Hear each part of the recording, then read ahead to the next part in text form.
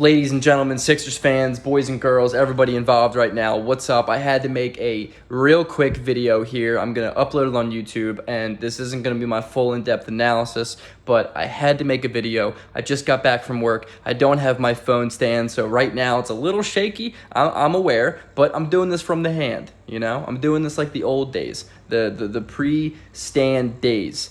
Let's get into it. Two things. One, my shirt's inside out. I know my shirt's inside out. Please don't let me know that my shirt's inside out. My shirt's inside out. Number two, wow. ESPN has been ripping Ben Simmons apart. Doc Rivers just comes on ESPN, and I'm thinking, okay, this is some time. We can hold Ben Simmons accountable. We can do something. Let's go, Doc. Let's have a sack. And what does he say? The man says what I expected him to say, and probably what's the right thing to say of, you know, Ben Simmons, we want you back, buddy. We want to bring you back. We can win an NBA championship with you here. Come back. And it's just so desperate to me. It sounds so desperate. It's like a parent who is trying to get to their addict kid. And that may be a really bad analogy. I apologize if that was a little much. But it's just like a last-ditch effort to try and mend things that are clearly broken. And I am uber frustrated with it. A part of me wanted Doc Rivers just to lose his ish and go up there and be like, dude, we'll win without him.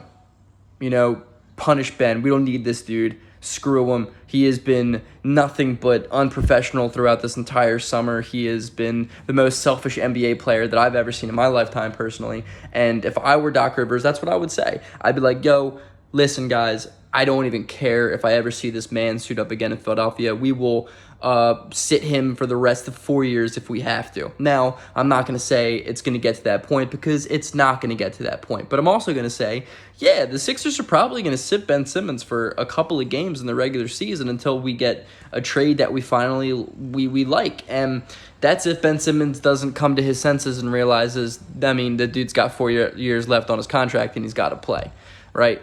And if Ben Simmons wants to continue playing like a coward, then that's just what's going to happen. We're going to sit this man for as long as we need because at this point, what's the point of trading him now? There is no point. So what's going to happen is the Sixers are just going to sit on this for as long as they need until the deal that they want or close to it approaches and comes, and that's when they pull the trigger. Ben Simmons has absolutely zero leverage in this whole shindig going on, and I personally, for one, am 100% loving all of every media outlet right now just completely shitting on Ben Simmons as he's deserved. Us Sixers fans have been screaming for this for what?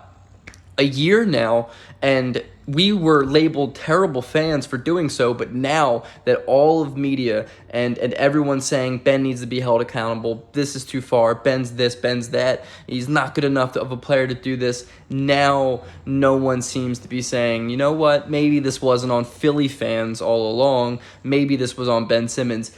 Yeah, guys, that's what we've been trying to say for a year at least now. I mean, I just don't get this terrible rap that Philadelphia fans have gotten over this period of time when all of a sudden now the rest of the world is finally awakening to what we've been seeing for the last 5 years. Ben Simmons hasn't gotten any better. If anything, he's regressed. And you know what? I'm excited for this Tyrese Maxey little era that we're going to have next year. It's a shame because Ben Simmons completely has thrown away a window for Embiid to win. And I think the worst part about it is the Sixers have completely catered around Ben Simmons over the last 5 years. We've done everything in our power to make him happy, to make him do this, do that, just to make him be the best player possible. We traded Joel Embiid's best friend to keep Ben Simmons of Jimmy Butler. We've done everything for Ben Simmons to be happy. And he runs the first sign of accountability. After taking 4 shots in a 7-game series in fourth quarters, Joel Embiid says, yeah, I mean, the momentum change was when Ben Simmons didn't shoot that shot. That's what he said. That's what he said. I would have had much more to say after 7 games and an entire season of me going unbelievably hard, 110% on a torn freaking knee. I would have had much more to say than just that. And Doc Rivers said, yeah, no, I don't know if Ben Simmons is a championship caliber point guard. Well, who knows if he is? Dude's never made it out of the second round. Neither of those statements were wrong, and yet those two got blasted for that. which is insane to me. And for saying those two for the first time in really 5 years, Ben Simmons is held accountable in Philadelphia. What does he do? He decides to never show his face again in the city. That's pretty ridiculous to me. I mean, that's got to be the softest move I've ever seen a professional athlete do. And I've really today have spent my entire shift at work trying to figure out a softer player in my lifetime across sports. Someone who has completely ran away from accountability the way Ben Simmons has, and I couldn't find anybody. And I put out a poll early this morning of, when Ben Simmons is done out of Philadelphia, will he leave as the most hated athlete in Philadelphia sports history? And so far, it's at like 95% yes. I'm surprised somebody said no. I would love to hear who that person has to say, who's going to be a more hated athlete in Philadelphia. All Philadelphia wants from their athletes is to work hard, play hard, and give 100%. Ben Simmons hasn't even given us 50, and by the time we ask him to be accountable, he gets up and he runs. Dude's been in California probably for the last 4 months. He's probably doesn't want to stay or doesn't want to leave. Whatever, dude. Whatever.